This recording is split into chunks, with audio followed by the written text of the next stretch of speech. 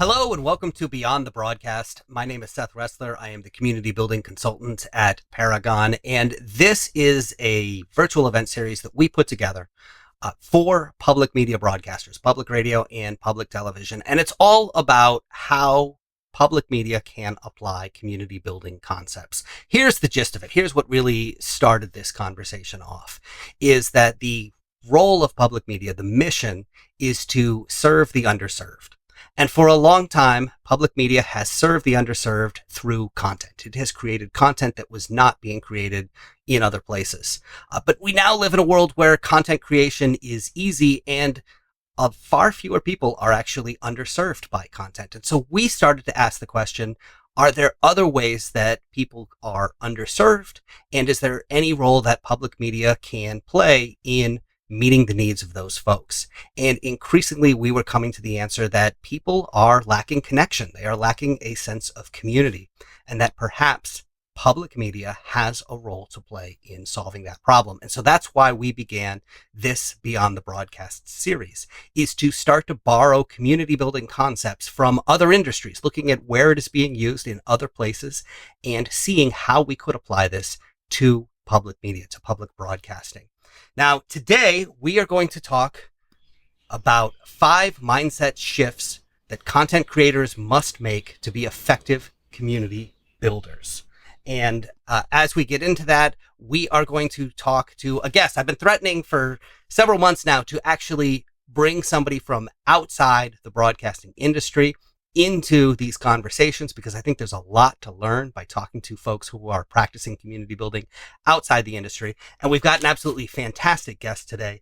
My guest got her start building a community and growing it to a multi-million-dollar revenue stream for a brand in Portland, Oregon. Now, after a decade of creating and growing communities, she has her own business, Ember Consulting, where she partners with coaches, consultants, and creators to launch and support their paid online communities. I want to welcome Bri Leever. Hi, Bri. How are you?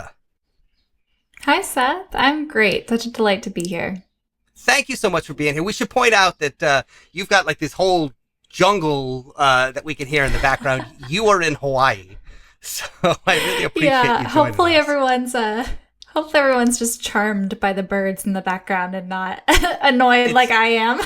It's very relaxing. I really like it. So I'm enjoying it quite a bit.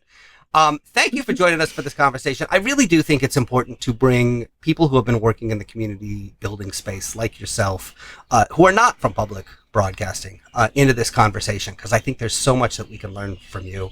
I want to highlight 2 things in particular that you've been working on that I think are absolutely fantastic resources for people who are starting to get into this space. The first is you just wrapped the first season of your new podcast called Dear Bri, which is kind of like a Dear Abby style advice podcast for community builders. And I think it's fantastic. So congratulations on that. Oh, thank you. It was so much fun.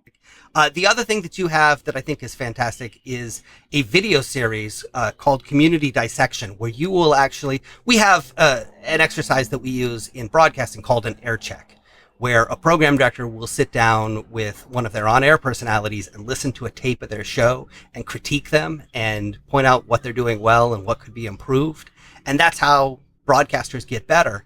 And you're essentially doing the same thing with community builders, where you'll actually go through a community and talk about what you think is working in that community and what isn't. And I think there's so much to be learned by doing that. So I love that series as well. Yeah, there's a couple that we did an interview instead of like a tour because of the privacy. Once you get into paid communities, it's a lot harder. But most of the paid communities or free communities, we went in and like actively dissect the experience in the community with 1 to 2 other community professionals. Well, good. Well, the conversation that we're going to have today is about these 5 mindset shifts. And I think this is really important. I mean, you actually have a marketing background, which is very much like a content creator background. And when you start to move into this community building space, it's kind of a different way of thinking. Like you've got to change the way your brain works a bit, right? Absolutely. I think social media has trained us to view our connections online a very specific way. And in order to adopt a real community posture, you do have to catch yourself in those times and all the ways that we've been conditioned to really build audiences over building community online. So that's part of my life's work, and this work specifically is helping retrain myself and the people that I support to get better at belonging. So let's start there, because I think this is really important, because that word community gets thrown around a lot. And I'm not sure that we always take a moment to stop and define what we're talking about. Is there a definition that you like? I mean, what do you mean when you say community? So the way I define community is it's a group of people who have adopted an identity in coming together for a shared purpose, values, and ultimately a common goal. Now, a lot of people focus on like why people are coming together, and I think we can like add any list of reasons. It could be interests, it could be that common goal. What I like to focus on in that definition is actually the identity piece. Like they have identified as a part of this group. And I like to focus on that in the definition because I think that really forces us to get away from this orientation of treating our members like an audience, because you don't say like, you say, oh, I follow this person online. You don't say, like I'm a member of their community, unless like you have taken this identity step to become a member. I mean, it's almost like the difference between being a Taylor Swift fan and being a Swiftie, right? When people say Absolutely. I'm a Swiftie, they are now self-identifying as I'm part of the tribe.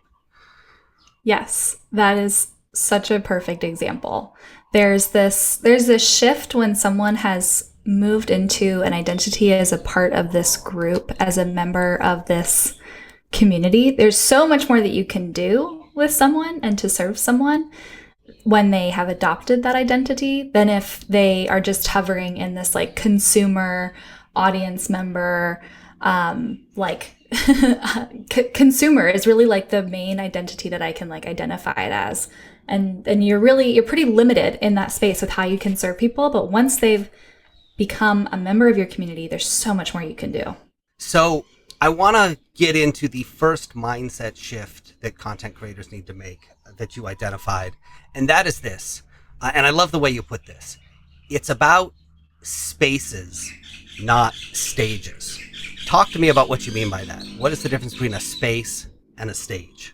Yeah. Well, what we mean by stage is really you being on stage and being the one who's amplifying your voice. And what we mean by spaces is shifting your focus and your priority from amplifying your message and your voice to setting the space, setting the table where you are prompting and supporting and nurturing exchanges between your members. So this is really what the best speakers do, right? The people on stage, like they get the audience engaged. Not just the first step is to get them engaged with you, but then the really good ones, like they get people engaged with each other. They slowly start to turn those members towards each other. And that's really the focus of community building. We just like to, it's a little bit easier to move directly into spaces when we don't have a stage present. We can move right into the connection between members as the focus and the priority. But as a content creator, you have to let go of a certain amount of control when you do that, which is uncomfortable, I think, at first. Is that right? Yeah. Oh, absolutely. I was actually thinking about this exact concept as I was kind of prepping for this and thinking about how your focus and your priority when you are on stage is really, you're refining the control that you have over the experience, which is like your message and dialing in like who you're speaking to and how you can best serve them. Like your focus really is it's like a high control situation. Like you are in control and command of the stage. And for the type A rigid folks like me, that's so lovely and comfortable. Like we really prefer that. That's like we can actually control this situation. And it's part of my like forever work that I will be doing for myself. And in this work is learning to let go of that and to trust the process and to trust the people that you have gathered. It doesn't mean that you don't create structure. I want to be really clear. It does mean that you allow more space for the fluidity of those exchanges between your members. But I love this concept of equal parts empathy and authority in community. So authority being the structure. This is the process. These are like the questions we are going to ask people to prompt these conversations. But then also approaching the spaces with empathy and knowing exactly where that person is and allowing the conversation to take the shape that it needs to, that which might not even be what you expected. And for people like me, that's really hard to accept and allow to happen sometimes. All right, let's get to tip number 2. Don't overemphasize the content. And I think this is very much in line with what we've been talking about, but tell me what you mean by that. Yeah. So this is like the part of the process with my clients where I see like relief just wash over them, because a lot of people approach community with this mindset that like, okay, now I've got another space, another place in my ecosystem of my business that I have to produce even more content, and it has to be somehow even better than than anything I've done before. And there's just this mounting pressure. And I like to reassure people that people don't generally pay for more of the same thing, but they will pay you for better. And that's really where community comes in, is we want to take what you've created with content and we want to enhance it and create value outside of just you and the value that you are creating. We want to use that as the initial spark. But don't worry about if you're looking to now gather people in a community space, don't rush to create a whole new content engine, because that can actually cannibalize the interactions that your members are supposed to be having. So when you're constantly saying like, I'm going to provide all the value, I'm going to provide all the value, I'm going to provide all the value, you're never quiet for long enough for your members to start talking to each other, because they're just busy still consuming all the stuff that you've made. So it's kind of like in class when a teacher is like, does anyone have any questions? Okay, moving on to our next lesson. Like, you have to embrace the pause, embrace like the quietness a little bit. Don't just flood it with more content and your voice.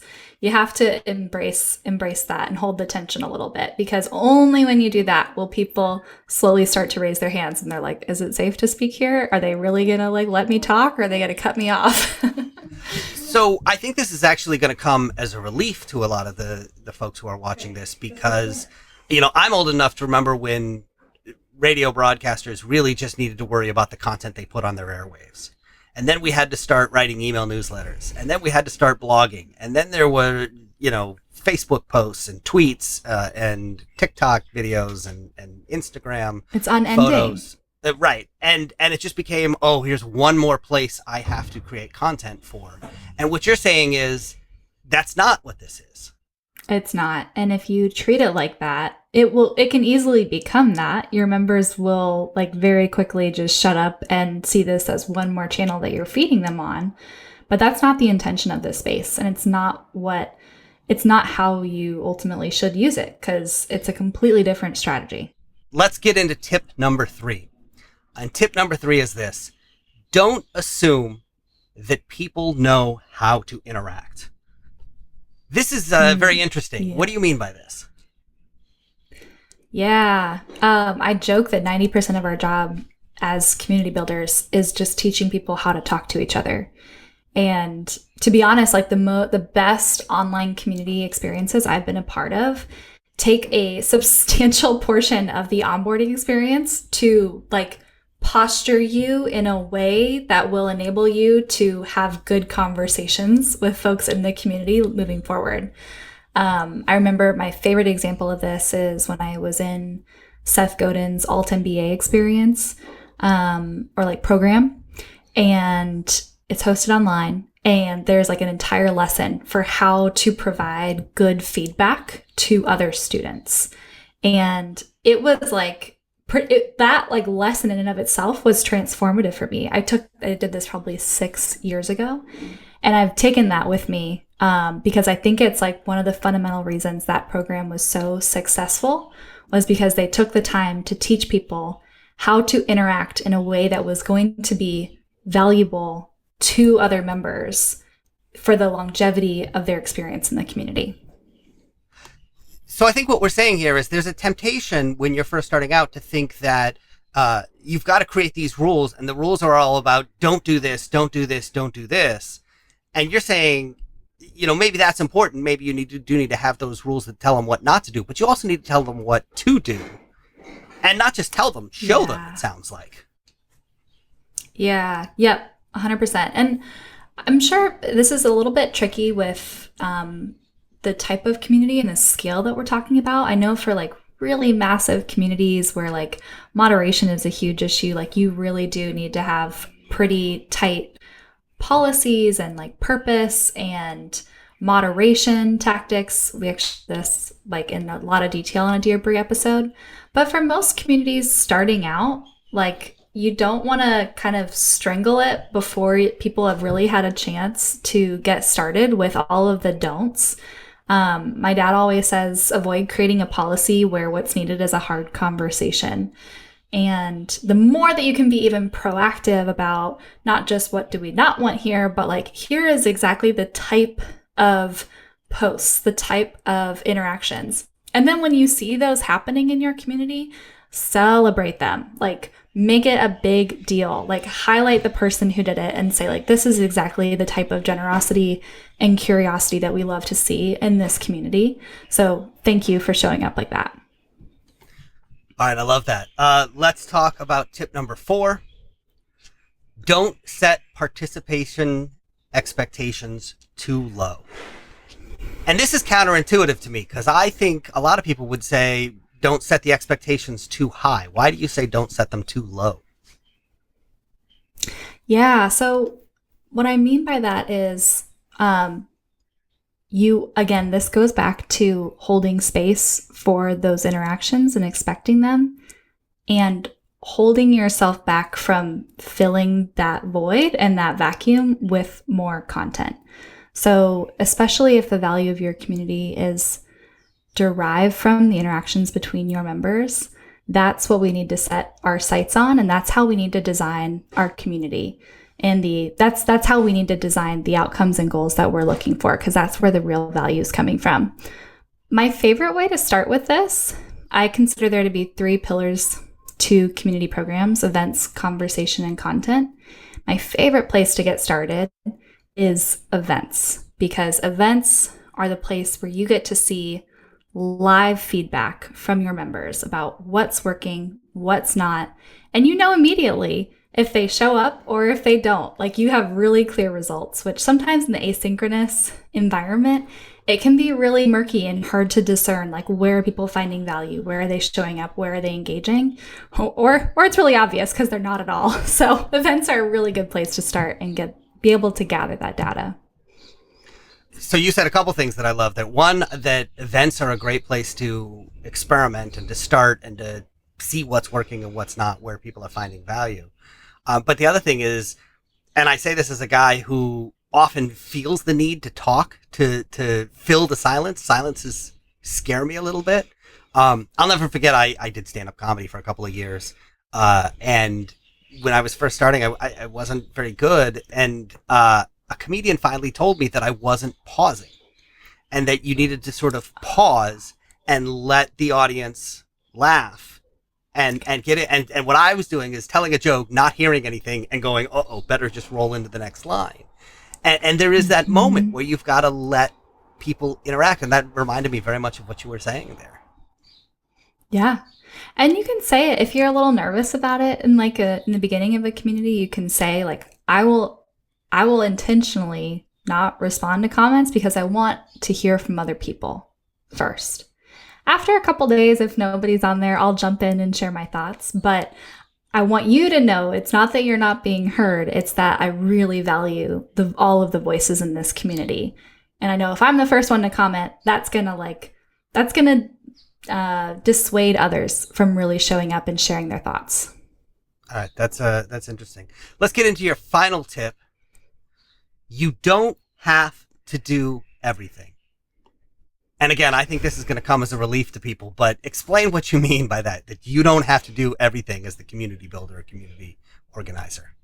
Yeah. Yeah. The amazing thing about communities is even the smallest, most nascent communities like have the seeds of leadership inside. So leadership development within your community is a huge topic and an entire like strategy in and of itself. But what's amazing is that in communities, as they grow, what will start to emerge is what I call the top 20%. And these are the people who are producing 80% of the activity. This is a worldwide phenomenon known as the Pareto principle. It doesn't just happen in communities. But the more that we can focus on empowering that 20% to accomplish whatever it is they're here to accomplish and why they're gathering in your community, the more you can invite them into like serving in the community as a leader. So this can take a lot of different like shapes and forms depending on the type of community. But I think by and large, just know starting out a community, it doesn't have to all be on you. That's the whole point of this thing. If it starts to feel too heavy, you're probably thinking about it more like a content creator than a community builder. All right. Well, that's really good advice, and really helpful. I mean, I do think that this is hard to wrap your head around at first. If you were a content creator, this is a different way of thinking about things. So I really appreciate you coming on and sharing all this advice with you. This has been really helpful. Thank you so much. Yeah, absolutely. Thanks for having me on, Seth. All right. So the website is emberconsulting.co, right? Not .com, if people want to learn more about what you do. The podcast is Dear Bri, BRI. And the YouTube series, once again, is Community Dissection. So thank you for being here. And everybody else, I would just put this out to you. Now that you've heard everything that Bri's had to say, how do you need to think differently in order to build community? What struck you as the biggest change in mindset from being a content creator to now being a space builder? So think about that, and we hope you'll join us for our next Beyond the Broadcast conversation. Thanks, Bri.